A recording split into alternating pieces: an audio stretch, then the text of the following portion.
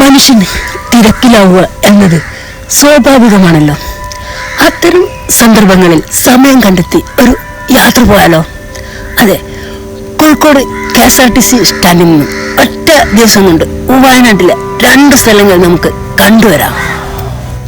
ചേക്കാടിയും പിന്നെ നമ്മുടെ ട്രൈബൽ ഏരിയയായ എന്നൂരും. കബനി നദിയുടെ തീരത്തായി വനങ്ങളാൽ ചുറ്റപ്പെട്ട ഒരു വയൽ പ്രദേശമാണ് ചേക്കാടി. എന്നൂരിലേക്കുള്ള നമ്മുടെ യാത്ര എപ്പോഴാണ് രാവിലെ തുടങ്ങുന്നത്? രാവിലെ ടൈം 9 മണിക്ക് കേട്ടോ. 9 മണിക്ക്. 9 മണി തൊട്ട് 4 മണി വരെ ഉള്ളൂ എൻട്രി. 4 മണി വരെ ഉള്ളൂ എൻട്രി. 4 മണിക്ക് ഇത് ക്ലോസ് ചെയ്യും ഈ കൗണ്ടർ. 4:30 വരെ എൻട്രി ഉണ്ട്. അപ്പൊ ടിക്കറ്റ് നിരക്ക് ഒരാൾക്ക് 80 രൂപയാണ്. ഒരാൾക്ക് ജീപ്പിനും കൂട്ടി തന്നെ 80 രൂപ. എല്ലാം കൂടെ മൊത്തം 80 രൂപ. ഇനി നടന്നു പോവാണെങ്കിൽ നടന്നുള്ള ഓപ്ഷൻ ഇല്ല. ശരി.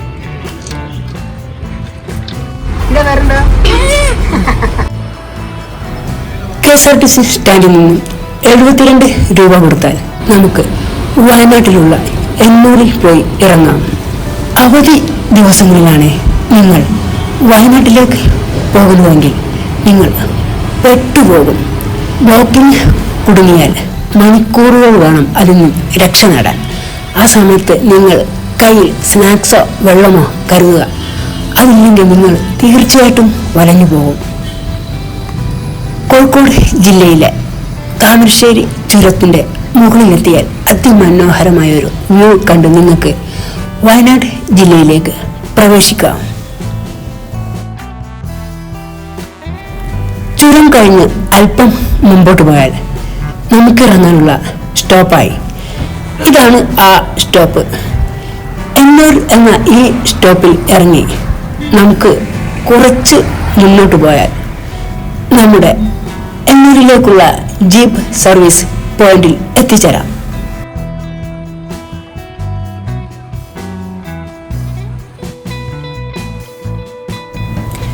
ജീപ്പ് സർവീസ് ഇവിടെ ഉള്ളതിനാൽ നമുക്ക് എന്നൂരിലേക്ക് നടന്നു പോകാൻ സാധിക്കുകയില്ല. അവരുടെ ജീപ്പിൽ കയറി നമുക്ക് മുകളിലോട്ട് പോകണം. അതിന് പാസ് എടുത്തതിന് ശേഷം നമ്മുടെ മൊബൈൽ നമ്പറും അവർക്ക് കൊടുക്കണം.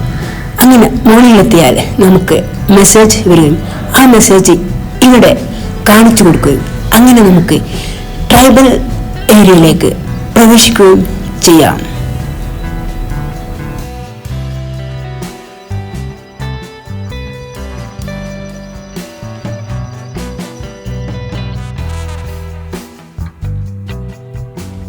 ഈ വെറൈറ്റി സ്റ്റെപ്പ് ഇങ്ങനെ കയറിപ്പോയി നല്ല രസമാണ് എന്നൂരിലേക്ക്.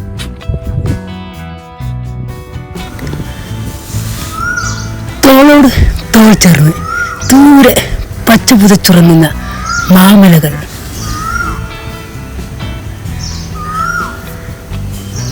നല്ല തണുത്ത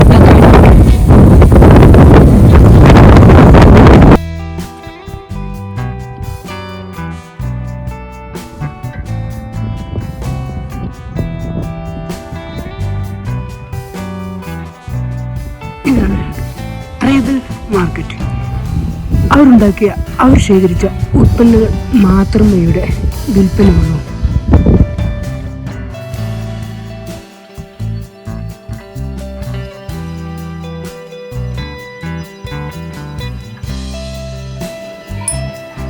ഇത് കാറ്റ് ശബ്ദം ഉണ്ടാകും.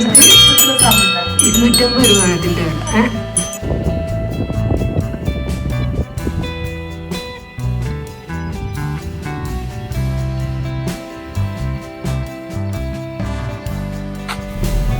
നമുക്ക് ഗോത്രവർഗ്ഗക്കാരുടെ കുടിലിൽ കയറി നോക്കാം. ഇങ്ങനെയാണ് അതിൻ്റെ ഉൾവശം.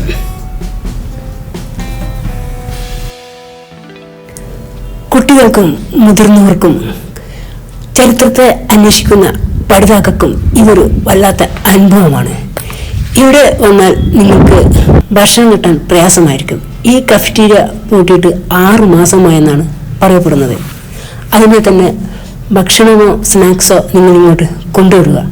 വെള്ളം ഇവിടെ ഇഷ്ടംപോലെ കുടിക്കാൻ കിട്ടും.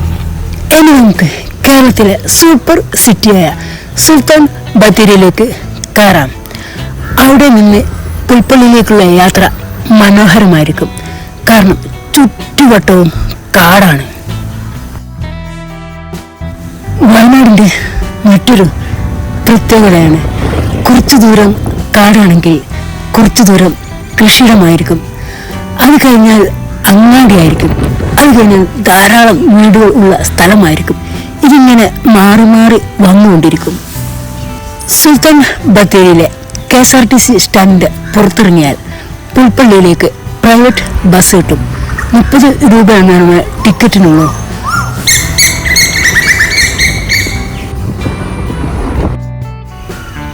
ബത്തേരിയിൽ നിന്നും പുൽപ്പള്ളിയിലേക്കുള്ള യാത്ര അതിമനോഹരമാണ്.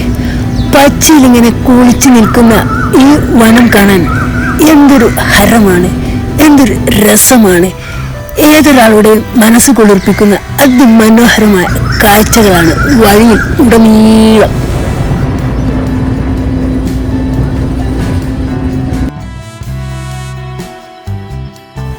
ഈ വഴിയിലൂടെ പ്രകൃതി ഭംഗിയിൽ മനം നിറഞ്ഞു മുന്നോട്ട് പോകുമ്പോൾ ഒരു പക്ഷേ നിങ്ങൾക്ക് വന്യമൃഗങ്ങളെ കണ്ടെന്ന് വരാം. അതിൽ ആനകളാണ് നിങ്ങളെ അടുത്തേക്ക് വരുന്നതെങ്കിൽ ഒരു കാരണവശാലും വണ്ടി നിർത്തുകയോ ഓണടിച്ചിട്ട് അവയെ ദേഷ്യം പിടിപ്പിക്കുകയോ ചെയ്യാൻ പാടില്ല.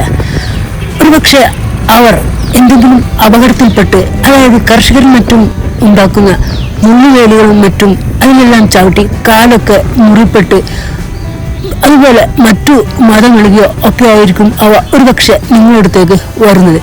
ആ സമയങ്ങളിൽ നിങ്ങൾ പുറത്തിറങ്ങി ഫോട്ടോസോ സെൽഫിയോ എടുക്കാൻ ശ്രമിച്ചാൽ തീർച്ചയായും അവ പ്രകോപിതമാവുകയും നിങ്ങളുടെ നേരെ ആക്രമിക്കാനായി ഓടിവരികയും ചെയ്യും.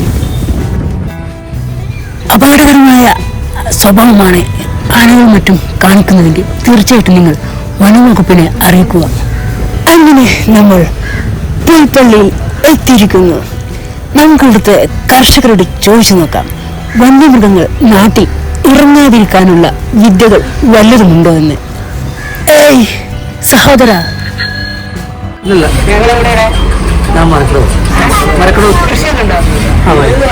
ഈ വന്യമൃഗങ്ങളെ നാട്ടിൽ ഇറങ്ങാതിരിക്കാൻ നമ്മൾ കാട്ടിൽ ചെയ്യേണ്ട കാര്യങ്ങളെ നിങ്ങളെ എന്തെങ്കിലും ഐഡിയ ഉണ്ടോ?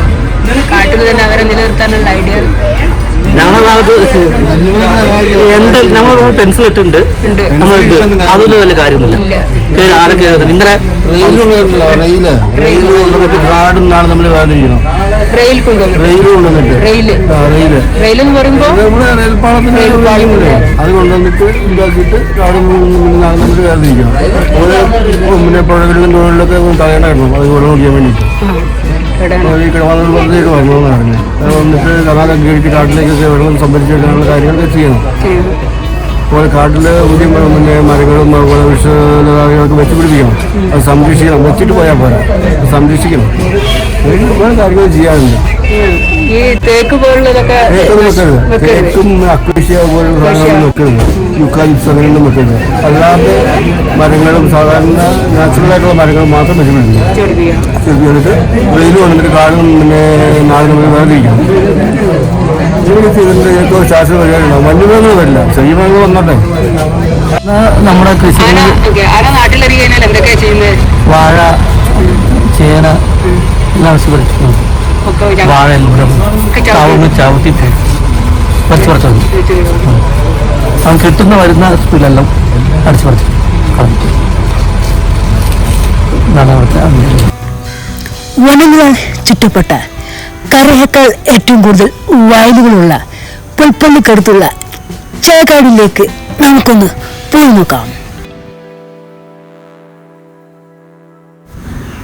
പുരാതന ഗ്രാമമായ ചേക്കാടിക്ക് പറയാനുള്ളത് 300 വർഷത്തെ കാർഷിക പാരമ്പര്യമാണ്.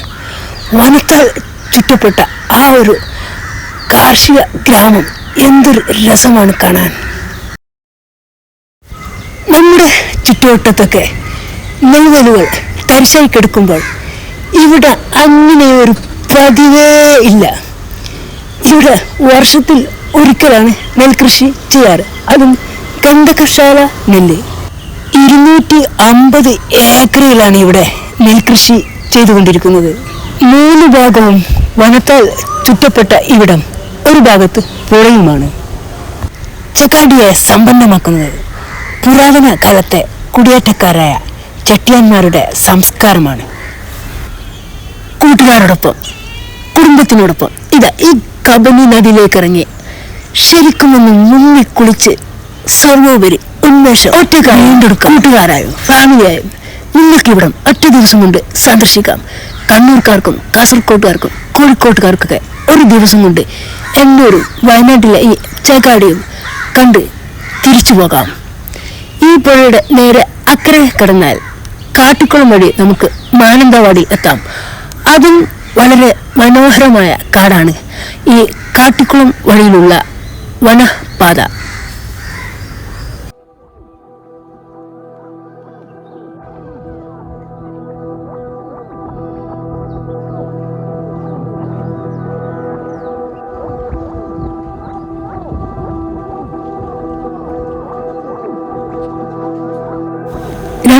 മുക്കാൽ ആവോടുകൂടി തന്നെ നമുക്ക് കാട്ടിക്കുളം വഴി മാനന്തവാടിയിലേക്ക് ബസ് കിട്ടും. മാനന്തവാടിയിൽ നിന്നും കുറ്റ്യാടി ചുരം വഴി നമുക്ക് രാത്രിയാവുമ്പോഴേക്ക് കോഴിക്കോട് എത്തിച്ചേരാം.